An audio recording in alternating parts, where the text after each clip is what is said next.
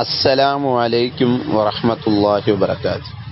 ബിസ്മില്ലാ അൽഹംദുലില്ലാ അസ്സലാത്തു വസ്സലാമു അലാ റസൂലില്ലാ വഅലാ ആലിഹി വസഹ്ബിഹി അജ്മഈൻ. അമ്മാ ബഅദ്.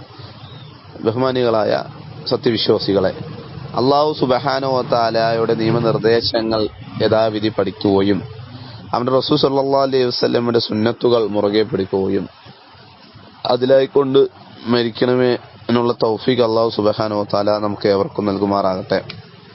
ബഹുമാനികളെ, ഒരു 6-7-8 വർഷങ്ങൾക്ക് മുൻപ് ഇസ്ലാമിലേക്ക് കടന്നു വന്ന ഒരാളാണ് ഞാൻ. ഇസ്ലാമിലേക്ക് കടന്നു വരുന്നതിന് മുൻപ് ഇസ്ലാമിനെ ഒരുപാട് തെറ്റിദ്ധരിച്ച് ജീവിച്ചിരുന്നു. ആ ഇസ്ലാമിനെ തെറ്റിദ്ധരിച്ച് ജീവിച്ചിരുന്നതിൽ ഒരു തെറ്റിദ്ധാരണ, മുസ്ലിമുകളുടെ ആരാധന അല്ലെങ്കിൽ മുസ്ലിമുകൾ ആരാധിക്കുന്നത് മരിച്ചു കിടക്കുന്ന അല്ലെങ്കിൽ മരിച്ചുപോയ ഔലിയാക്കളെയും അമ്പിയാക്കളെയും ആണെന്ന് ഞാൻ തെറ്റിദ്ധരിച്ചിരുന്നു. കാരണം അവർ അങ്ങനെയുള്ള കേന്ദ്രങ്ങളിൽ പോയിട്ടുള്ള അവരുടെ ആചാരങ്ങളെ കണ്ട് ഒരു പ്രത്യേകമായി ഒരു മുസ്ലിമിന് ഒരു പ്രത്യേകത ഉള്ളതായി ഞാൻ മനസ്സിലാക്കിയിരുന്നില്ല.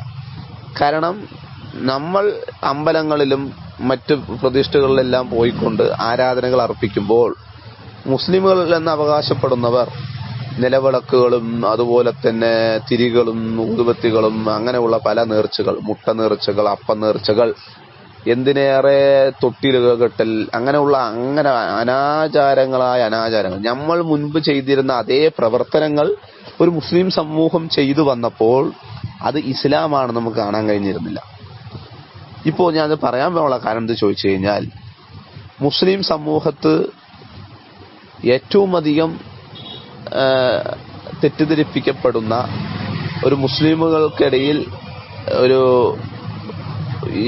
ഒരു വിഷയം, ഇല്ലാത്തൊരു വിഷയം കൊണ്ടുവരപ്പെടുന്ന ഒരു വിഷയമാണ് ജാറുമായി ബന്ധപ്പെട്ടുള്ള വിഷയങ്ങൾ. കാരണം ഔലിയാക്കളോ അമ്പിയാക്കളോ അല്ലെങ്കിൽ അതിനുശേഷം വന്ന മഹത്തുക്കളോ ആരായിക്കോട്ടെ, അവരുമായി ബന്ധപ്പെട്ട് ഈ സമൂഹത്ത് കടന്നു വന്ന അനാചാരങ്ങളുമായി ബന്ധപ്പെട്ടിട്ട് പല വീഡിയോകളും ചെയ്തിട്ടുണ്ട്. ഇപ്പം ഞാൻ ഇന്ന് ചെയ്യാൻ ഉദ്ദേശിക്കുന്നത് ഇത് കാസർഗോഡ് സ്ഥിതി ചെയ്യുന്ന മാലിക് ബിദിനാർ എന്നൊരു മസ്ജിദിന്റെ ചരിത്രത്തെ അന്വേഷിച്ചിടന്നുള്ള യാത്രയിലായിരുന്നു ഞാൻ. ചരിത്രങ്ങൾ, ഇസ്ലാമിന്റെ ചരിത്രങ്ങൾ കേട്ട് അല്ലെങ്കിൽ ചരിത്രങ്ങൾ ഉറങ്ങുന്ന ഒരു മസ്ജിദാണെല്ലാം അടിസ്ഥാനത്തിലാണ് ഞാൻ ഈ പള്ളി കാണാൻ ആഗ്രഹിച്ചുകൊണ്ട് വരുന്നത്. പക്ഷേ ഇവിടെ വന്ന് കാണാൻ കഴിഞ്ഞ ഒരു കാഴ്ച, യാ സുബ്ഹാനല്ലാഹ്, പള്ളിയെ കാണുമ്പോൾ നിങ്ങൾ കാണുന്നല്ലോ ഈ വീഡിയോ, കൊട്ടാരം പോലെ തന്നെ ഈ പള്ളി ഉണ്ടെങ്കിലും ഈ പള്ളിയിൽ നടക്കുന്ന അകത്തേക്ക് ചെന്നപ്പോൾ കാണാൻ കഴിഞ്ഞൊരു വിഷയമാണ്, അവിടെ മരണപ്പെട്ടു വ്യക്തികളുടെ ഖബറുകൾ കെട്ടിപ്പൊക്കി ആരാധനകൾ അർപ്പിക്കുന്ന, ഇബാദത്തുകൾ അർപ്പിക്കുന്ന പ്രവർത്തനങ്ങളാണ് നമുക്ക് കാണാൻ കഴിഞ്ഞത്. ഈ ബഹുമാനികളെ, നിങ്ങളൊന്ന് ചിന്തിച്ചു നോക്കൂ. അള്ളാഹുവിന്റെ വിചാരണ നിങ്ങൾ മുന്നിൽ കാണുന്നില്ലേ? അള്ളാഹുവിനെ നിങ്ങൾ കണ്ടുമുട്ടുമെന്ന് നിങ്ങൾ ചിന്തിക്കുന്നില്ലേ? അള്ളാഹുവിനെ നിങ്ങൾ കണ്ടുമുട്ടുമ്പോൾ എന്താണ് നിങ്ങളുടെ ഈ അവസ്ഥയൊന്ന് നിങ്ങൾ ചിന്തിച്ചു നോക്കൂ. ഈ ദുനിയാവിനോടുള്ള എല്ലാ ബന്ധങ്ങളും അവസാനിച്ചു പോയ, അതുവരെ ഉണ്ടായിരുന്ന എല്ലാ കഴിവുകളും അവസാനിച്ച് മയ്യത്തായ ഒരാളുടെ മുന്നിലാണ് നിങ്ങളുടെ സങ്കടങ്ങൾ പറയുന്നതെന്ന് നിങ്ങൾ ആലോചിച്ചിട്ടുണ്ടോ? നിങ്ങൾ മഖാമുകളിലേക്ക് പോയി അവിടെ പറയുന്ന വ്യക്തികൾ അവർ മരണപ്പെട്ടവരാണ്. അവരുടെ കാര്യങ്ങൾ നിയന്ത്രിക്കാൻ പോലും അവർക്ക് കഴിയില്ലാത്ത അവസ്ഥയിലാണ് അവരടുത്ത് പോയിട്ടാണ് നിങ്ങളുടെ സങ്കടങ്ങൾ പറയുന്നത്. ആ മരിച്ചു കിടക്കുന്ന ആൾക്ക് യാതൊരു കഴിവും ബാക്കിയില്ല. എന്തിന്? അദ്ദേഹത്തിന്റെ മയ്യത്ത് കുളിപ്പിച്ചവർ എത്ര പ്രയാസപ്പെട്ടാണ് ആ മയ്യത്തിനെ കുളിപ്പിച്ചതെന്ന് ആലോചിച്ചിട്ടുണ്ടോ?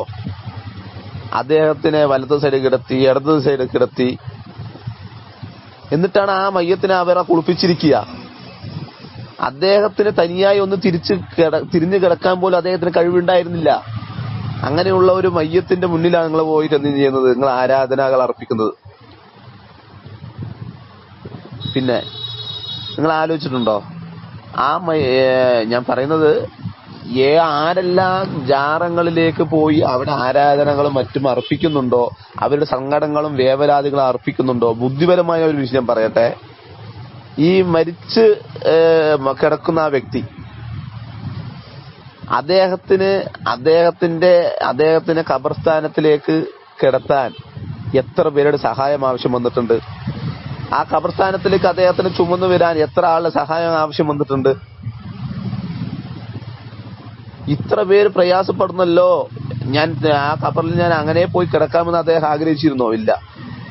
കാരണം ഇതെല്ലാം പറയുന്നത് ചോദിച്ചു കഴിഞ്ഞാൽ മരിച്ചു മൺമറഞ്ഞു പോയ വ്യക്തികൾ മരണപ്പെട്ടിരിക്കുന്നു. ഇനി അവരുടെ മുന്നിൽ നിങ്ങളുടെ സങ്കടങ്ങളോ നിങ്ങളുടെ വേവലാതികളോ പ്രയാസങ്ങളോ അർപ്പിക്കാനുള്ളതല്ല. ഒരിക്കലും മരിക്കാത്ത ഹയ്യുമായിട്ടുള്ള റബ്ബ് നിങ്ങളുടെ മുന്നിൽ ആഹ്ലാദമായിരിക്കുന്നു. എന്ത് പ്രയാസങ്ങളും നിങ്ങൾക്ക് അവനോട് അർപ്പിക്കാം. ബഹുമാനികളെ, പരിശുദ്ധമായ ദീനുൽ ഇസ്ലാം അള്ളാഹിന്റെ റസൂൽ സ്വല്ലല്ലാഹു അലൈഹി വസല്ലം പൂർത്തീകരിച്ചതാണെന്ന് വിശ്വസിക്കുന്ന മുസ്ലിമേ, നിന്റെ റബ്ബ് അള്ളാഹു ആണെന്ന് വിശ്വസിക്കുന്ന മുസ്ലിമേ, ഈ ദീനിന്റെ എല്ലാ തലങ്ങളും നബി സല്ലല്ലാഹു അലൈഹി വസല്ലമയാണ് പൂർത്തീകരിച്ചു പോയെന്ന് വിശ്വസിക്കുന്ന മുസ്ലിമേ, ഒന്ന് ചിന്തിച്ചു നോക്കൂ. ദീനുൽ ഇസ്ലാമിൽ എവിടെയാണ് അള്ളാഹു അല്ലാത്തവരുടെ മുന്നിൽ നിന്റെ സങ്കടങ്ങൾ, പ്രയാസങ്ങൾ, ഇബാദത്തുകൾ അർപ്പിക്കാൻ എവിടെയാണ് ദീനുൽ ഇസ്ലാമിന്റെ തെളിവ്? ദുആഉൽ ഇബാദ, ദുആ എന്നത് ഒരു ഇബാദത്താണ്. അത് ആ ഇബാദത്ത് നിന്റെ റബ്ബായ അള്ളാഹു സുബ്ഹാനഹു തആല മുന്നിൽ മാത്രമാണ് ഒരു മുസ്ലിം അർപ്പിക്കേണ്ടത്. നോക്കൂ സഹോദരങ്ങളെ, ഓരോ മുസ്ലിമും 17 പ്രാവശ്യം സാക്ഷ്യം വഹിക്കുന്ന സൂറത്തുൽ ഫാത്തിഹ, ആ സൂറത്തുൽ ഫാത്തിഹയിൽ റബ്ബ് സുബ്ഹാനഹു തആല എന്താണ് പറയുന്നത്? ഇയ്യാക നഅ്ബുദു വ ഇയ്യാക നസ്തഈൻ. റബ്ബേ നീയാണ് ഞങ്ങളുടെ റബ്ബെന്ന് പറഞ്ഞുകൊണ്ട് അള്ളാഹു സുബ്ഹാനഹു തആല നമ്മൾ പറയിപ്പിക്കുന്നു. ഇബാദത്തുകളെല്ലാം അള്ളാഹുവിനോട് മാത്രമേ നമ്മളെ വകവെച്ച് കൊടുക്കുള്ളൂ എന്നല്ലോ നമ്മൾ പറയിപ്പിക്കുന്നു. ബഹുമാനികളെ, അള്ളാഹുവിന് മാത്രം ഇബാദത്ത് കൊടുപ്പിക്കാൻ കൽപ്പിക്കപ്പെട്ട ഒരു മുസ്ലിം ഇതുപോലുള്ള ജാറങ്ങളിലേക്ക് പോയി അർപ്പിക്കാൻ എവിടെയാണ് ഇസ്ലാമിന്റെ തെളിവ്? നിങ്ങൾ ആലോചിച്ചു നോക്കൂ ഈ മുസ്ലിമുകളെ. അള്ളാഹുവിന്റെ റസൂൽ സ്വല്ലല്ലാഹു അലൈഹി വസല്ലമ എത്ര വർഷം ഈ ഭൂമിയിൽ ജീവിച്ചിരുന്നു? ആ റസൂൽ സ്വല്ലല്ലാഹു അലൈഹി വസല്ലമയുടെ കാലത്ത് മുൻപ് ജീവിച്ചിരുന്ന ഏതെങ്കിലും നബിമാരുടെ ഖബറുകൾ കെട്ടിപ്പൊക്കിക്കൊണ്ട് നബി സല്ലല്ലാഹു അലൈഹി വസല്ലമ ഇതുപോലുള്ള ആരാധനകൾ അർപ്പിച്ചിരുന്നുവോ? ഇല്ല. അള്ളാഹുവിന്റെ റസൂൽ സ്വല്ലല്ലാഹു അലൈഹി വസല്ലമയുടെ ശേഷം അള്ളാഹുവിന്റെ റസൂൽ സ്വല്ലല്ലാഹു അലൈഹി വസല്ലമയുടെ ജീവിതത്തിൽ സ്നേഹിച്ച സഹാബാക്കൾ കഴിഞ്ഞു പോയിട്ടില്ലേ പിള്ളേർ മുസ്ലിമേ? അവരുടെ അവസ്ഥ എന്താണ്? നബി സല്ലല്ലാഹു അലൈഹി വസല്ലമയുടെ ഖബറിടാൻ പോയി കെട്ടിപ്പൊക്കി ആ ജാറങ്ങളിൽ നബി സല്ലല്ലാഹു അലൈഹി വസല്ലം ഖബറിടാൻ കെട്ടിപ്പൊക്കി അവിടെ പോയിക്കൊണ്ട് നബി സല്ലല്ലാഹു അലൈഹി വസല്ലമയോടോ അല്ലെങ്കിൽ നബി സല്ലല്ലാഹു അലൈഹി വസല്ലം ഹക്ക് ജാർ ബർക്കത്ത് കൊണ്ടോ അവർ ആരോടും നബി സല്ലല്ലാഹു അലൈഹി വസല്ലം മുൻനിർത്തിക്കൊണ്ടോ അള്ളാഹിനോട് ചോദിച്ചോ? ഇല്ല മുസ്ലിമേ, ഇത് ഇസ്ലാമിലില്ല, ഇത് അനാചാരമാണ്. ഇങ്ങനെ ഒരു പ്രവർത്തനം നിങ്ങൾ ചെയ്താൽ നിങ്ങൾ ശിർക്ക് എന്ന മഹാപാപത്തിലേക്ക് വഴുതി നീങ്ങുന്നു. ഈ ഒരു പാപത്തിലൂടെ നിങ്ങൾ മരിച്ചു കഴിഞ്ഞാൽ കാലാകാലമായ നരകത്തിലാണ്. യഥാ അള്ളാഹുവിന്റെ വിശുദ്ധമായ ഖുർആനിലും സ്വഹീഹായ ഹദീസുകളിലും എവിടെയാണ് ഇതിനൊരു തെളിവ്? മറിച്ച് അള്ളാഹുവിന്റെ റസൂൽ സ്വല്ലല്ലാഹു അലൈഹി വസല്ലമ വഫാത്താകുന്ന സമയത്ത് നമ്മുടെ ഉമ്മയായ ആയിഷ റളിയല്ലാഹുവിന്റെ മടിയിൽ കിടന്നുകൊണ്ട് പറയുന്നത് എന്താണ് ആ വാക്ക്? ശ്രദ്ധിച്ചു നോക്കൂ നിങ്ങൾ. എന്താണ് പറയുന്നത്? യാ ആയിഷ, ജൂത നസ്രാണികൾ നശിച്ചു പോട്ടെ ആയിഷ. എന്തുകൊണ്ടാണ് അവർ നശിക്കാനുള്ള കാരണം? നബി സല്ലല്ലാഹു അലൈഹി വസല്ലം പറയുന്നു, അവർ അമ്പിയാക്കളുടെയും ഔലിയാക്കളുടെയും ഖബറുകൾ കെട്ടിപ്പൊക്കി അവിടെ ആരാധന കേന്ദ്രമാക്കി. എങ്ങനെ? അവിടെ ആരാധന കേന്ദ്രമാക്കി. ഇതുപോലുള്ള മക്കാമുകൾ കെട്ടിപ്പൊക്കി, ഇതുപോലെ ജാറങ്ങൾ കെട്ടിപ്പൊക്കി ആരാധന കേന്ദ്രങ്ങളാക്കുന്ന പോലെ അവരവിടെ ആരാധന കേന്ദ്രമാക്കി. അങ്ങനെ ഒരു പ്രവർത്തനം ആരെല്ലാം ചെയ്യുന്നുണ്ടോ, ഖിയാമത്ത് നാൾ വരെ ആരെല്ലാം ചെയ്യുന്നുണ്ടോ, അള്ളാഹിന്റെ റസൂൽ സ്വല്ലല്ലാഹു അലൈഹി വസല്ലമയുടെ ശാപമാണ് അവർക്കുണ്ടാകുന്നത്. ഇത് ദീനുൽ ഇസ്ലാമിന്റെ തെളിവല്ല.